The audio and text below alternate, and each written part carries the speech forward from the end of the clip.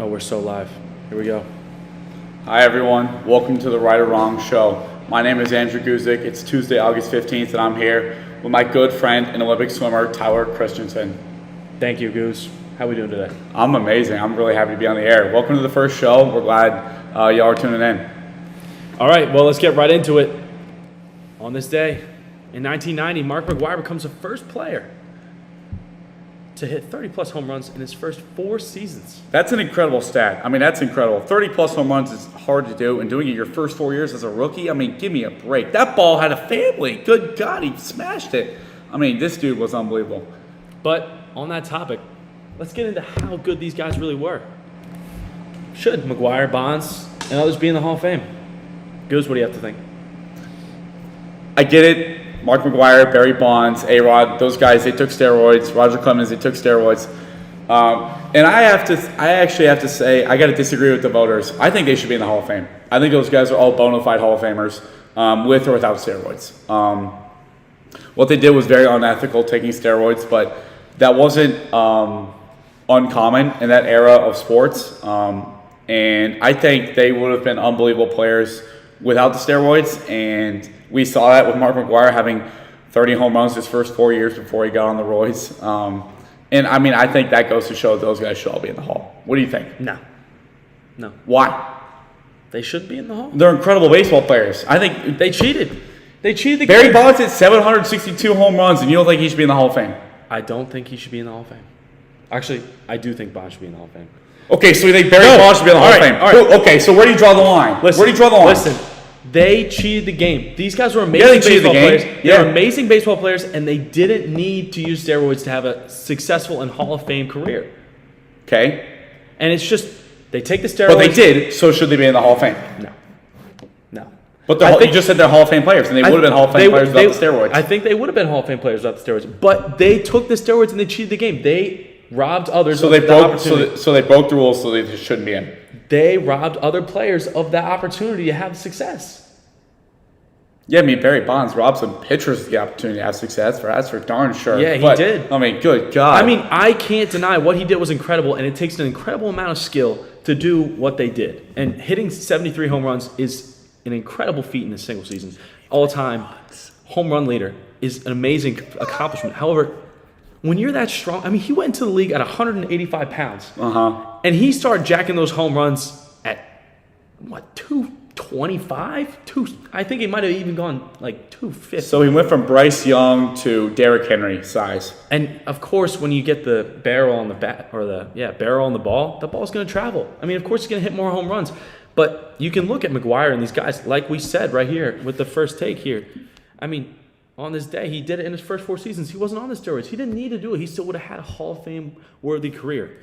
Which I think is why they should be in the Hall of Fame. Now, a non-hitter, Roger Clemens, do you think he should be in the Hall of Fame because he pitched instead of hit? I think that he should, just because pitching is just a little different than hitting. I think there's obviously a lot more power that goes into hitting. But pitching, although you can still throw faster, there's still a lot of finesse in how you throw that baseball. I think he took it a lot later on in his career that kind of happened with the injuries, and he just kind of dove into it. But I mean, Clemens is just a different story for me. So I just want to point out that some guys who took steroids, in Tower's mind, should be in the Hall of Fame, and others shouldn't be in the Hall of Fame. So that's a contradiction, but I guess if you took steroids only late in your career, you can be in the Hall of Fame like Roger Clemens. All right, last controversial Hall of Famer or not Hall of Famer. Pete Rose played for the Cincinnati Reds for 2 decades. He leads the MLB all-time in hits, games played, and plate appearances. He's a 3-time World Series champ, but he chronically bet on Cincinnati Reds games as a member of the Cincinnati 100% Reds.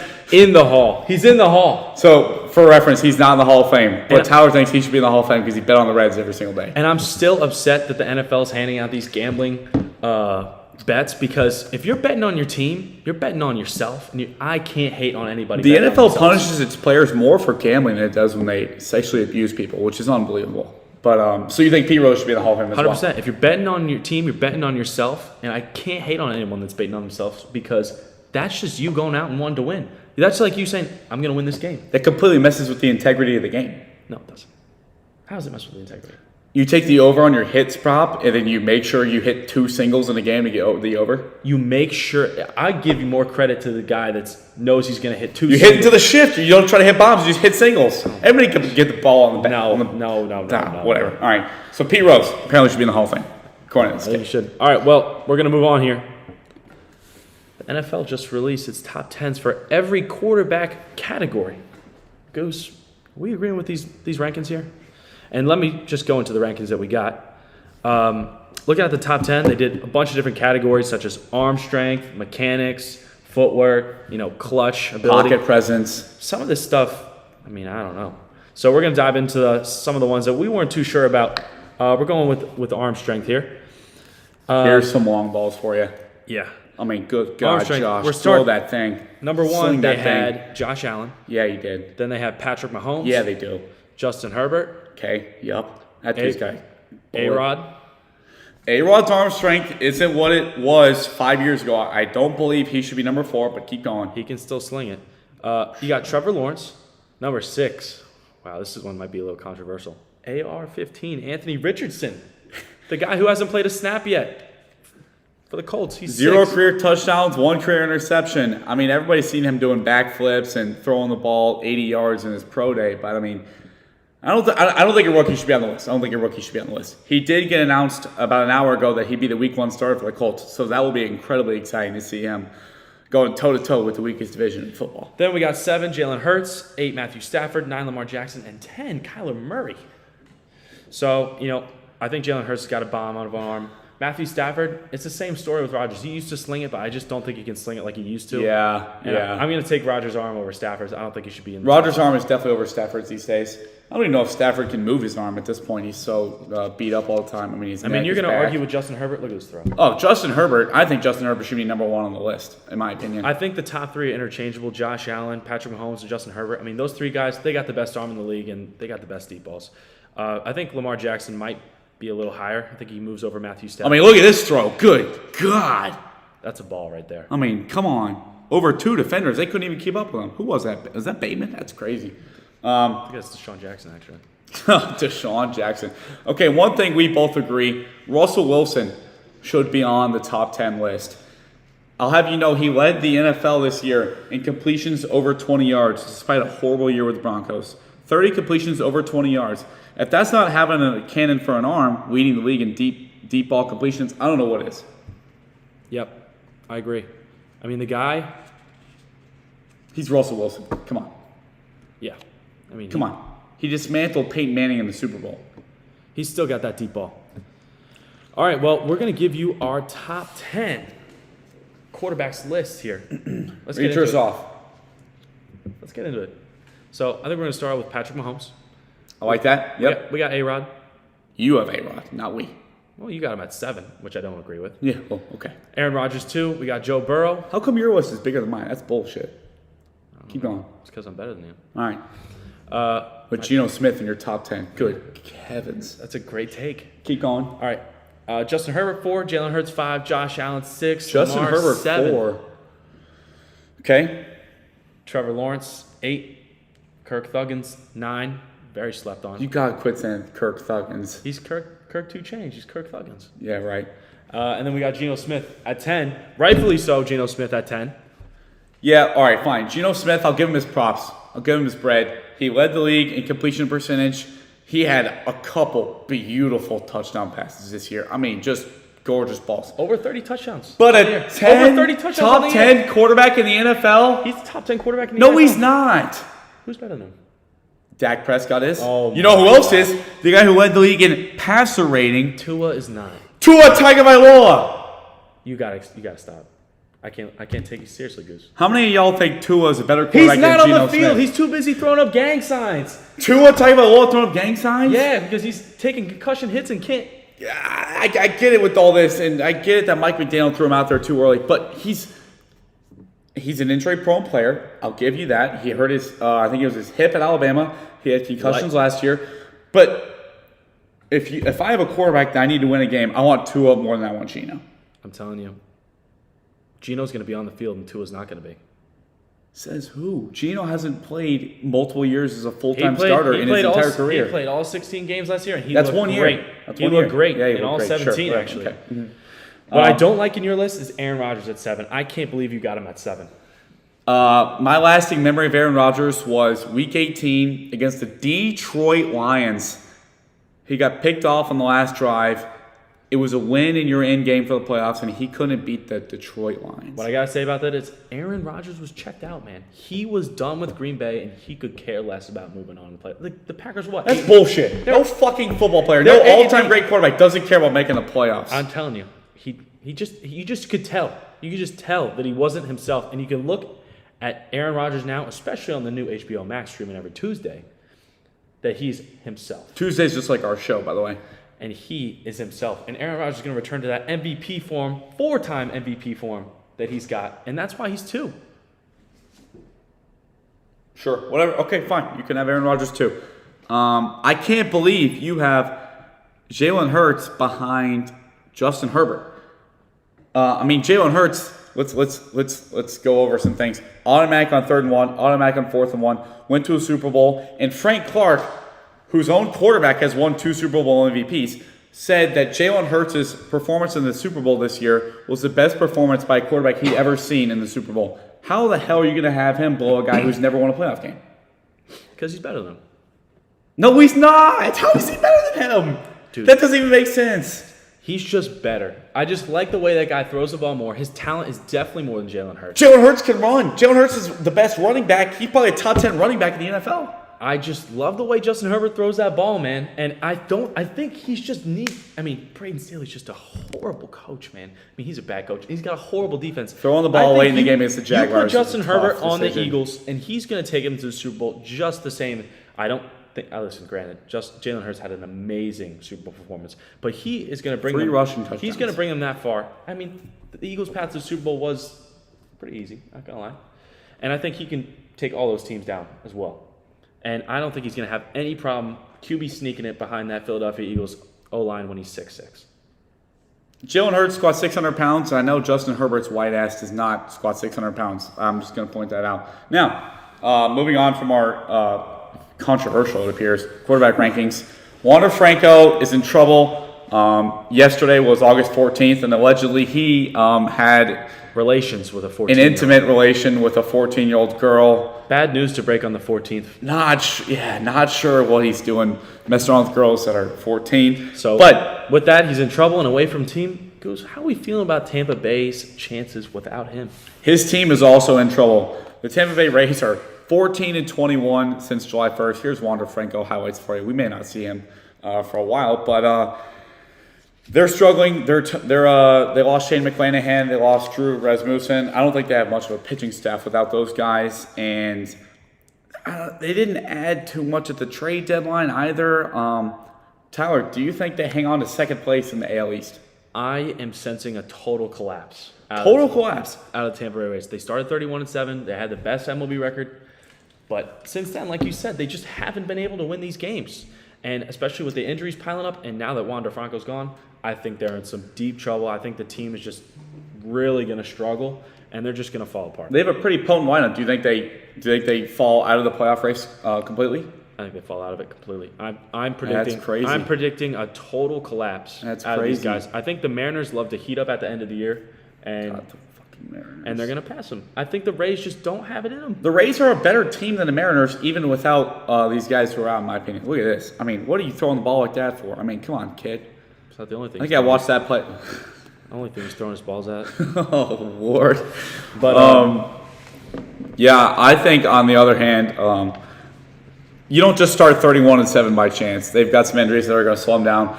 I think they'll hang on and still finish second in the AL East. I think they're going to be the second wild card behind Houston. I think they're going to win between 90 and 95 games. And then, so the wild cards for me are Houston, Tampa Bay, and Toronto. I don't like Seattle as much as Tyler does. And I think if any American League division gets 3 teams in, it's going to be the AL East, not the AL West. That's true. The AL East has been juggernaut all year. That's true. Now, speaking of teams and struggling, Shohei Ohtani and Aaron Judge probably will not see the playoffs this year. Do you give the Angels or the Yankees any chance to get into the playoffs? No chance. Yankees have been struggling even with Judge back, and they just I don't know what's going on with the Yankees, man. And the Angels, Tough to be a Yankees fan right now. Angels are as good as gone. They got Mike Trout and Shohei Ohtani, and they're not even over 500 right now. Trout's still hurt, and currently ESPN's playoff chances for the Angels are 0.9%, and for the Yankees are just 5.4%. You can go ahead and ship Shohei out of the Angels. I mean, he's not going to stay there. Where's he going? I like him staying on the West Coast. I like him going to the Dodgers. I really like that fit for him. I think the Dodgers would love Shohei Ohtani. I don't think that I see him going to New York, which a lot of people are predicting. I just don't think he fits there. And he's watching the Yankees struggle right now, too. Exactly. He said it himself that he wants to go to a contender and win a World Series, and I think the Dodgers are the best chance for that to happen. Shohei on the Dodgers would be scary. Scary. Showtime in L.A. All right, moving on. The college football preseason AP poll was just released. Who's too high? College football, 11 days away, baby. And who's too low? Let's take a look. First reaction, Tyler. What do you think? Looking at the top 10. I've got some problems with it. Penn State, I don't like at all. Penn State, they shouldn't be top 10. Every year they have this hype surrounding. You think Washington's better than Penn State? You think Texas is better than Penn State? Where do you think Penn State should be? Drew Lock. This is the best quarterback they've had in state college in decades. I don't think they should be in the top 10. They don't have Saquon Barkley. I don't like Washington at 10 either, but I don't like Penn State. No, the Huskies are good. I don't like them in the top 10. I think there's better teams. I think Tennessee's better. I think Notre Dame's better. Granted, go Irish. Granted, might be a little biased, but I think that's what your top 10 is shaping out to be. I don't like those two teams because Penn State's going to fall apart like they do every single year. So Ohio State this year has a quarterback controversy. They don't have their C.J. Stroud. They don't have their Dwayne Haskins. They don't have their J.T. Barrett. Do you think Ohio State will be able to finally knock Michigan off and win the Big Ten? Ohio State is Ohio State. They're going to be just a great program regardless. And Michigan has really been shaping up these past few years. I think it's just going to be another battle. I mean, Michigan's had their number. They've had their number. In these rivalry games these past 2 years. But, Ohio State's going to put up a good fight. I think they're going to break through and beat Michigan this year and win the Big Ten. So that Ohio State wins the Big Ten? I think Ohio State will win the Big Ten. Okay. J.J. McCarthy returns to Michigan again this year to be the starter. For me, real quickly, good God, why are the Longhorns 11? Let me remind you, these Texas Longhorns lost to Texas Tech last year in Lubbock. Texas Tech, that's kind of a poverty school. Respect to all the Texas Tech fans out there. I shouldn't have said that. Texas was about 25th in the AP poll for most of last year. They hung around. They were barely ranked for the entire year. And I don't think they're head and shoulders above the Big 12 like odds makers and the preseason people are giving them credit for. They're not gonna win the Big 12 at all. I don't think like they're odds on favorites. I think they're plus 150 or something like that to win the Big 12. But they're not that good. They went 8-5 last year. I don't know how you go from 8-5 to being 11th. I don't get that. They were 6-4 with Quinn Ewers as a starter. He's a starter again. I don't know what changes for him that they're going to be 11 suddenly. As a Texas kid, I thought you were going to say that the Longhorns are going to go higher, and I'm glad you said that. I hope they break through. I always do, but they're just I don't know what they've done. That I'm glad you're seeing the same make things them be I'm 11 seeing, because the Longhorns, they're just not the 11th best team in college football. That's for sure. Yeah. Now, what non-top 10 team do you think has the best chance to make the college football playoff? I love Tennessee with Joe Milton. I think it'd be really fun to watch him. I don't know if he's accurate. I don't know a whole lot about him, but I do know he can sling a football 90 yards. Great. And I don't know anyone else on this planet who can sling a football 90 yards. What I got to say about Tennessee is I feel like the scheme is going to fit him a lot better. They love the vertical attack, and he's a guy that throws it vertically. And that's for darn sure. I think the scheme is going to fit him really well. The only problem that I see with them making it is that they're in the SEC. And, if they take an L to Alabama or something or another SEC team along the way, it's going to be really hard for them to get into the college football playoff just because they don't have the name that Alabama does. And I don't know how much the college football playoff committee is going to really trust Tennessee to put up a good showing and have a chance to contend if they take a loss early or a loss in the SEC. I personally don't trust Tennessee's defense that much, but I think their offense is going to be enough to compensate any struggles they have on that side of the ball. Tyler, do you have a dark horse team that might make the playoff? I think I got one in mind for myself personally. I'm looking at these teams here, and a dark horse team to make the playoff. I don't know how many people have Florida State in there, but I think they've got a really good shot at making the college. You think that's dark horse? I'll give you a dark horse. I don't think it's dark horse, but I think that it's something that people aren't really looking at deeply, and I think Florida State's going to have a great chance. I think they're going to win the ACC and get into the college football playoff. I'd love to see the Heisman Trophy go to Jordan Travis and come back to Florida State. It'd be their first Heisman Trophy since Mr. Winston, almost a decade ago now. My dark horse, Kansas State. I like the Wildcats. I like them a lot. People forget that Kansas State beat TCU in the Big 12 championship game last year. The reigning Big 12 champions. I think they're better than Texas. I think they're better than TCU, and I think they could run the table. I think a Big 12 team makes the college football playoff. I think the Big 12 champion with 1 loss or 0 losses will make the playoff. They almost always do. Oklahoma always did, and I really like them. I really like them. I think they'll take 2 SEC teams instead. I mean, they could. But they could still take 2 SEC teams and take the Big 12 champion. If USC has a good year, I think they take USC over Kansas State, though. But granted, good take. We'll see what happens. I like K-State. I think they're criminally underrated almost all the time, and as long as they stay clean and keep winning Big 12 games like TCU did last year, I think they can get in. All right. Well, moving on. Lamar Jackson, man. Well, NFL talk. He's got some weapons. How far are we thinking the Ravens could go this year? Talking about highlights, man, this guy's a walking highlight reel. Yeah, I like the Ravens. They've never had a Pro Bowl wide receiver in their franchise history, but they signed Odell Beckham. They've got Rashad Bateman and Mark Andrews back, and they drafted Zay Flowers. Thank God their rookie wide receiver didn't get suspended 6 games like somebody on the Vikings. And I think Lamar, with a new offensive coordinator, Todd Monken, in there, they could be really dangerous. He wants to throw for 5,000 yards and 40 touchdowns. And I think Lamar has the ability to do it. Yeah, I mean, Lamar's a great quarterback. I think that the Ravens are going to be a top 3 team in the AFC. And I think that they're going to have a really good shot of getting to that AFC championship game against the Chiefs. I do. I mean, Lamar's a great quarterback. Do you know Lamar Jackson has 1 playoff win in his career?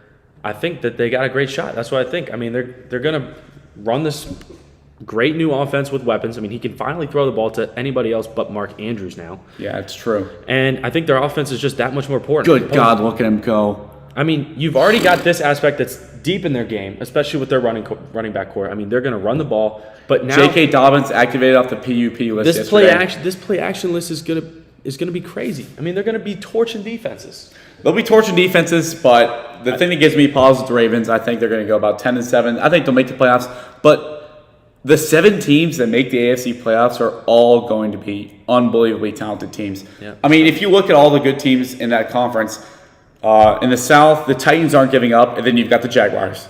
In the East, you've got Buffalo, the Jets, the Patriots, Bill Belichick. He's one of the best coaches we've ever seen. And you have the Dolphins with Tua Tagovailoa, who is electric. You've got the North with the Ravens in them and the Bengals. And then you've got the AFC West with the best team in the NFL, the Kansas City Chiefs and the Chargers. The AFC is too loaded, and I don't think the Ravens I think they have a shot to get the AFC Championship game. I'll give you that. But they're going to have a lot. They face a lot of obstacles. I think the biggest obstacle for them is their injuries. I mean, they can't stay healthy year to year. But when they're healthy, they are one of the best teams in the NFL, and I think that they match up actually pretty well against the Chiefs. I like their passing attack. I think they'll be really fun to watch, if nothing else. By the way, the Ravens the last 2 years have led the Bengals in the standings for the AFC North until Lamar got hurt and then went on to lose the division. Yeah, and even with that, Tyler Huntley put a great performance together in that wildcard game against the Bengals. He did. It's going to Sam Hubbard. It's going to be really, what's that going to be, that wildcard matchup? Because, what's your matchup going to be like? If they're playing the Chargers, Ravens, I'm going to take the Ravens. Do you think the Ravens over the Jets in the playoffs? Jets? I think that it's just going to – we're going to need to take a look at the Jets. I think there's a whole lot of potential on the paper, but what's it really going to amount to when the time comes? Well, if Aaron Rodgers is your second-best quarterback in the NFL, they have a loaded defense, and everyone knows when Rodgers has a loaded defense, he wins a lot of games. And they signed Dalvin Cook. I think they're going to be great. I don't think they have they have a small hole wide receiver. But, yeah, I like the Jets more than I like the Ravens.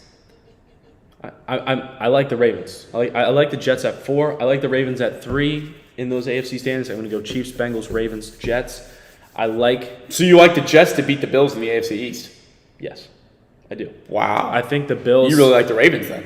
I think the Bills have just fallen off and slipped. I think Fallen off. the window. Fallen off. The window is closed. The Bills just aren't. Okay, fine. Well, speaking of windows, one team whose window is firmly open is the Kansas City Chiefs. They're plus 350 right now to win the AFC again for the fourth time in 6 years.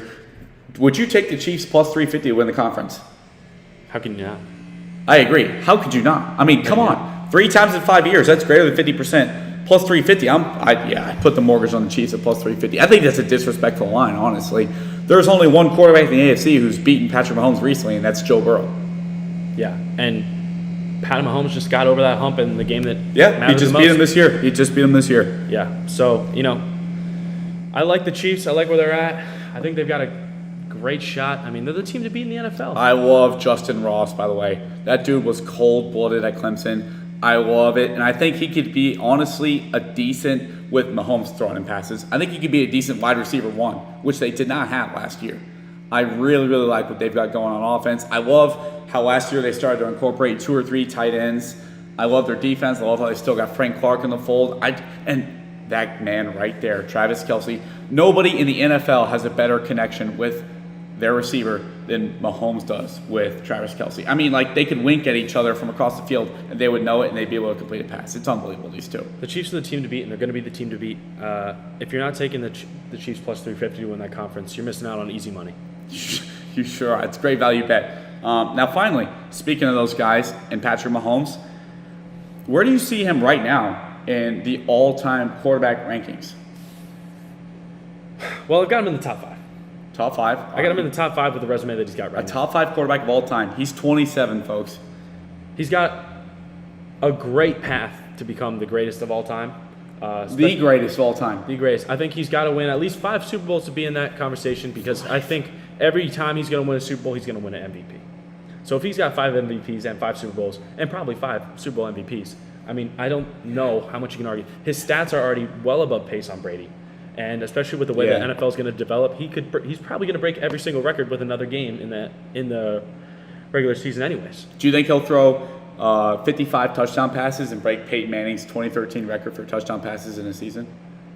That's a hard record to break. That's a hard record to break. I don't think he's breaking that record. That's a hard record to break, but he's throwing about 45 every year. That's a testament to the Sheriff.